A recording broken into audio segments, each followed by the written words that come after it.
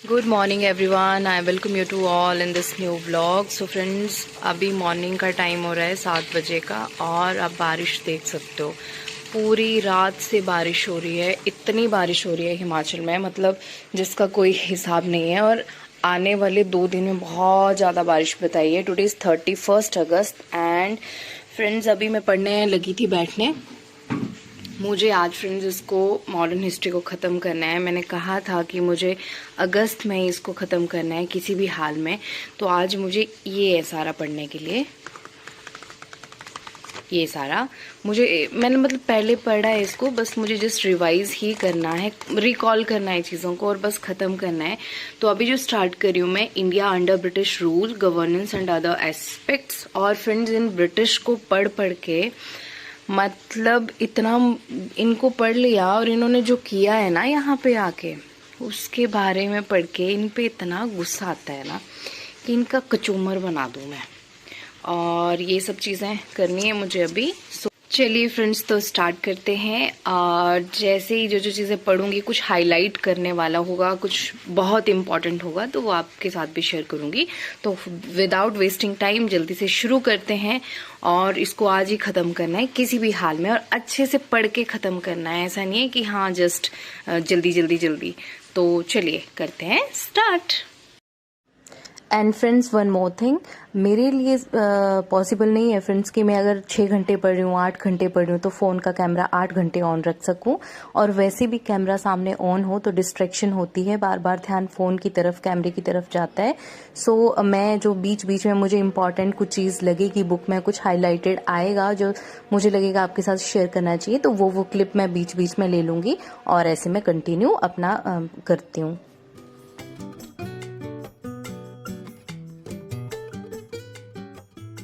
Friends, तो अभी पढ़ते पढ़ते मैं पहुंची हूँ evolution of civil services in India. So इसमें यहाँ दिया गया है कॉर्नवालिस रोल और चार्टर एक्ट 1853 भी इसके लिए पढ़ना इम्पॉर्टेंट है। यहाँ पे मैंने पढ़ा फ्रेंड्स, मुझे इसके बारे में पहले पता था बट मैं आपके साथ ज़रूर शेयर करना चाहूँगी। इंडियन सिविल सर्विस एक्ट 1861 के बारे में। देखो फ्रेंड्स, इंडियंस के लिए टेस्ट बहुत टफ था। इन्होंने जान के इतना टफ क्राइटेरिया रखा था ना इंडियंस के लिए। देखो, पहले तो एज लिमिट 23 थी, फिर इन्होंने इसको घटा के 19 कर दिया था। 1878 में एज लिमिट इन्होंने 19 रखी थी।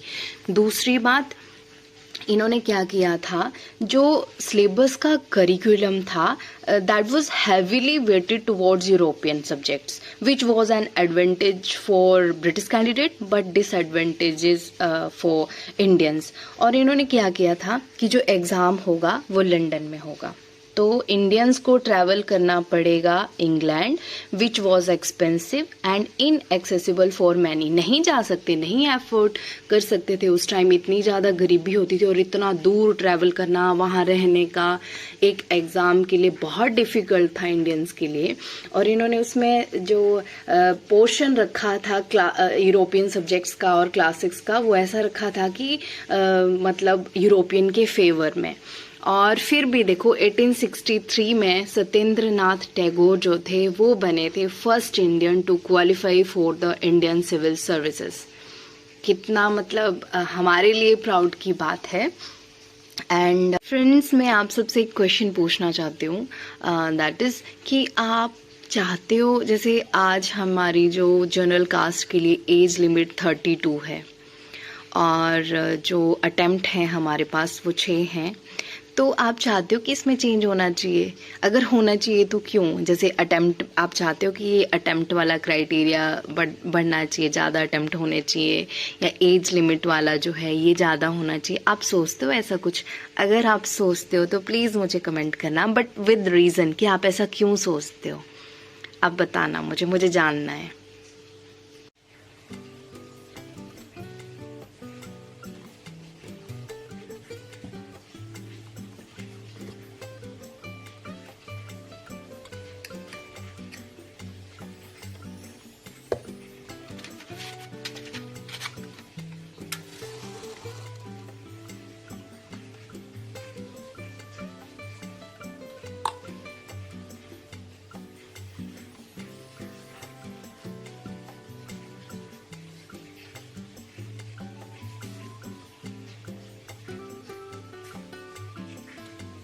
Friends, evolution of police system in modern India के बारे में अभी पढ़ रही हूँ और यहाँ पे वर्ड आया कोतवाल।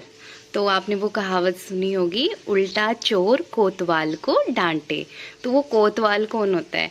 The kotwal was responsible for maintenance of law and order in the cities. So कहावतें जो बनाई हैं वो हर वर्ड के पीछे कोई ना कोई मीनिंग है। तो वो ये वाला कोतवाल है, अगर किसी को पता ना हो तो। चलिए फ्रेंड्स, आगे कंटिन्यू करते हैं।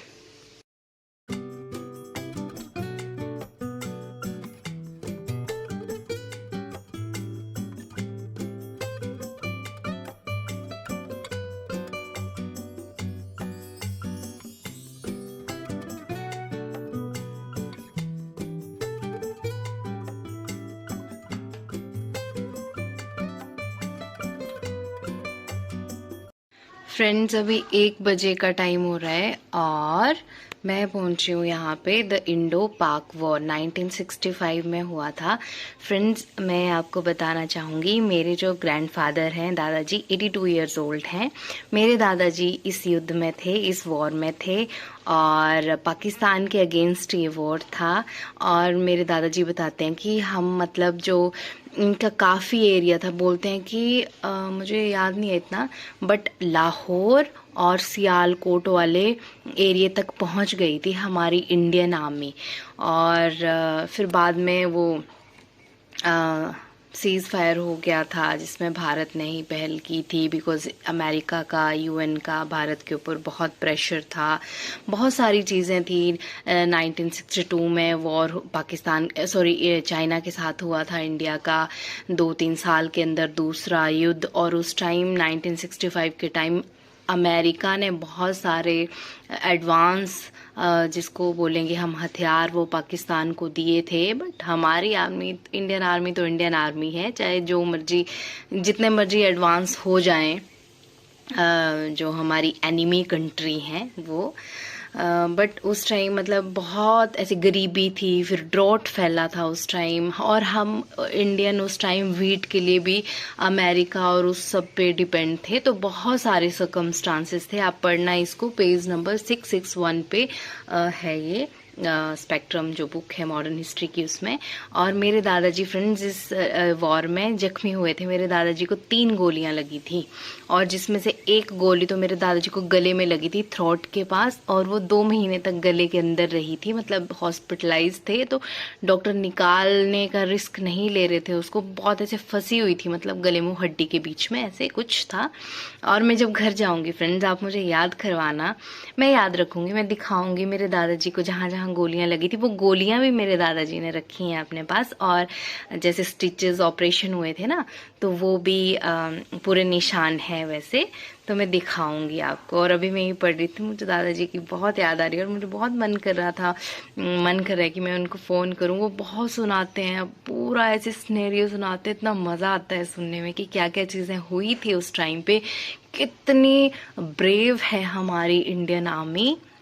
बहुत मज़ा आता है आर्मी के किस्से सुनने का फ्रेंड्स। एंड आप भी इसके बारे में, आप यूट्यूब पे भी सर्च करोगे ना, इंडो पाक वॉर 1965, तो उसकी हिस्ट्री आ जाएगी। तो अभी मैं ये कर लेती हूँ फ्रेंड्स कंप्लीट। फ्रेंड्स, तो अभी पहुंची हूँ मैं इंडो पाक war of 1971 and the birth of Bangladesh, इस वाले टॉपिक पे। सो इससे भी अपने दादाजी से रिलेटेड सुनाती हूँ फ्रेंड्स। मैं, मेरे दादाजी इस वॉर में शामिल होने के लिए कोलकाता, उनकी बटालियन पहुंच गई थी। कोलकाता से आगे जैसे ही वो निकलने लगे तो फिर मैसेज आ गया था कि जो पाकिस्तानी आर्मी थी, सो कोल्ड आर्मी तो नहीं बोलना चाहिए, आतंकवादी ही बोलना चाहिए उनको, तो उन्होंने सरेंडर कर दिया था। 92,000 थे शायद वो, if I am not wrong, मुझे अच्छे से याद नहीं आ रहा। तो उन्होंने सरेंडर कर दिया था, इसलिए फिर मेरे दादाजी कोलकाता से वापस आ गए थे, बट उस वॉर में शामिल होने के लिए भी जा रहे थे।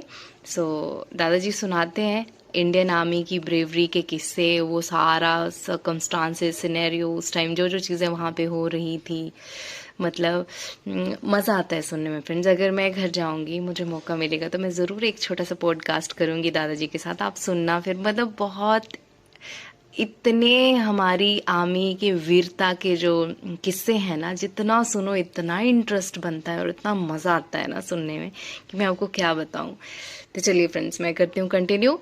और आपसे मिलते हैं नेक्स्ट टॉपिक पे। सो फ्रेंड्स, फाइनली मेरी मॉडर्न हिस्ट्री ख़त्म। लास्ट जो टॉपिक था वो एनडीए गवर्नमेंट से रिलेटेड था और इसके आगे ख़त्म। मतलब शुक्र है भगवान जी का कि फाइनली मेरी मॉडर्न हिस्ट्री ख़त्म हुई। अब मैं क्या करूँगी फ्रेंड्स, जैसे मैंने इस तरीके से ना जो भी टॉपिक से बार बार क्वेश्चन आते हैं वो मैंने सारी चीज़ें हाईलाइट करके बुक में भी, चैप्टर के एंड में भी लिख ली हैं और कुछ कुछ ऐसे इसमें अपनी कॉपी में भी लिख लिया है। जब मेरा दिल करेगा बीच में से, तब मेरा दिल किया तो यूट्यूब पे सर्च किया, ये देख लिया या बीच में से पढ़ लिया, एक बिकॉज एक क्लैरिफिकेशन है। अब मैं बीच में से कोई भी टॉपिक उठा के पढ़ सकती हूँ, बट जब तक आप स्टार्टिंग से एंड तक एक चीज़ एक दो बार चीज़ें पढ़ नहीं लेते तब तक बीच में से पढ़ना मुश्किल होता है, क्योंकि सारी स्टोरी सारी कहानी समझ नहीं आती। इसलिए तो अभी करती हूँ, अभी मैं थक गई हूँ और अभी शाम के 6:15 बजे 6:20 का लगभग टाइम हो रहा है और मैं दिखाती हूँ आपको बाहर बारिश। अभी भी बारिश लगी है, बिल्कुल हल्की हल्की धीमी धीमी बूंदा बांदी। वैसे कंटिन्यूसली अभी कम हुई है, वैसे थोड़ी देर पहले बहुत ज़्यादा थी और कंटिन्यूसली ऐसी बारिश पूरे दिन से हो रही है फ्रेंड्स। तो अब करूँगी मैं रेस्ट और फिर डिनर में बनाऊँगी आज मैं कुछ खाने के लिए, कुछ अच्छी सी रेसिपी। अच्छी बन गई फिर नेक्स्ट टाइम आपके साथ शेयर करूँगी। सो फ्रेंड्स, आज के लिए इतना ही। इस व्लॉग को करते हैं यहीं एंड और अब आपसे मिलेंगे नेक्स्ट व्लॉग में। नेक्स्ट व्लॉग में सोच रही हूँ फ्रेंड्स कि मैं आपको अपना रूम टूर दूँ। अगर आपको चाहिए होगी रूम टूर की वीडियो तो आप मुझे बताना कमेंट करके, तो फिर मैं नेक्स्ट वीडियो वो बना दूँगी। Okay friends, thank you, bye bye.